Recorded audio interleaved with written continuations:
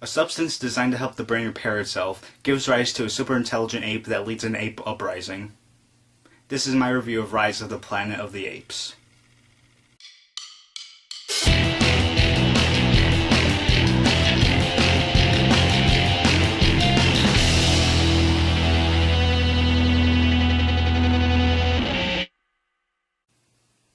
The first time I saw Rise of the Planet of the Apes was back in 2011 when the movie was coming out, and even though I knew that Andy Serkis and James Franco were playing the lead roles in the movie, and even though I heard some good things about the movie before I went to go see it, I was still a little bit skeptical because it was a reboot, sort of the Planet of the Apes franchise.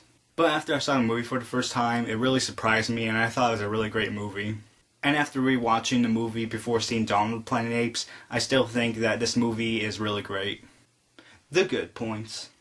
What stood out the most for me in this movie was the performance by Andy Serkis, who played Caesar.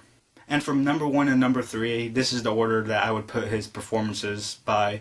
At number 1, I would say Caesar, number 2, Golem, and number 3, King Kong. Not saying that his performances as Golem or King Kong were terrible, because they weren't. They were excellent. I'm just saying that when he plays Caesar, it seems like Andy Serkis conveys the most emotion out of this character. Because even though Caesar knows sign language, and even though we know what he's thinking when we see the subtitles when he's signing, we still have to feel his emotion, and Andy Serkis realized this, and he conveyed his emotion through his body movement and his facial expressions. And a lot of people back then, and still today, thought that his performance was a supporting performance, and I still don't understand why, because it seemed like the character of Caesar was up front in this movie. And I would say that he was co-leading with James Franco's character in the movie as well. Speaking of Andy Serkis's motion capture, let's talk about the visual effects in the movie. I thought the visual effects were outstanding in this movie. Because there are certain moments throughout the movie where it's wow, that looks like a real ape when it's close up to its face or to its full body. You could tell that the visual effects people put a lot of detail into these apes. And I thought that the rest of the visual effects were done well too by the visual effects people. The directing by Rupert Wyatt and the writing were done really great. Because the path that Rupert Wyatt took for directing and the path that the writers took for the writing was really great for this origin story. And I say that because it was crystal clear what they wanted to do in this movie, and they did it. The writers knew how to write action, suspense, and drama for this movie, and Rupert Wyatt knew how to direct the words on the script onto the big screen. I thought the editors did a good job of knowing where to cut a scene and go into the next scene and whatnot. And I just thought that they edited scenes very well. And if you have a movie that has really good editing, then that means usually that you have a movie that has good pacing as well, and this movie had good pacing. Another good point about the movie was the score of the movie, because when there were moments of drama or suspense or action, you would feel those moments of drama or suspense and action with the score of the movie. And not only that, but I thought that the score was very noticeable during those parts as well. The rest of the cast did a good job as well. I thought that behind Andy Serkis, the second best performance in the movie was James Franco. And speaking of being noticeable, I thought that the cinematography was another noticeable part for me. Because throughout the movie I noticed these cool shots that were set up, and most of these noticeable parts took place when there was action in the scene.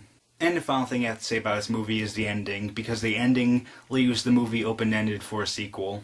And here we are now today with Dawn of the Planet of the Apes. The bad points. The only real complaint I have about Rise of the Planet of the Apes is some of the writing. And by some of the writing, I mean some of the human character development and some of the coincidences in the movie. And I'll get to some of the coincidences in the spoiler section. But for the most part, I thought that the human character development was bad because overall, after I watched this movie, I was thinking to myself, I don't really care for most of these human characters in the movie. And if you want a movie that has a story about the apes and a story about the humans, then you better have something to back it up with for both sides. And for me, I thought that there could have been a little bit more time spent on the human character development. So my rating for Rise of the Planet of the Apes is a 3.75 out of 4 stars. Like I said, I thought that Andy Serkis gave an incredible performance for motion capture and for acting, in my opinion. And the visual effects were done well, and the rest of the movie was done well too. Only complaint was with some of the coincidences and with some of the human character development in the writing. If you're a fan of sci-fi, if you're a fan of action/adventure, if you're a fan of the Planet of the Apes franchise, then I believe you'll like this movie then. And if you're a general moviegoer, then you'll like this movie as well. Alright, spoilers for Rise of the Planet of the Apes. If you haven't seen this movie yet, and you still want to see it, then get out of here now, because I'm going to be spoiling some stuff that happens in the movie, and I don't know why you would like that at all, because who likes spoilers? Spoiled people? I don't know. So like I said, I thought that there were some coincidences throughout the movie.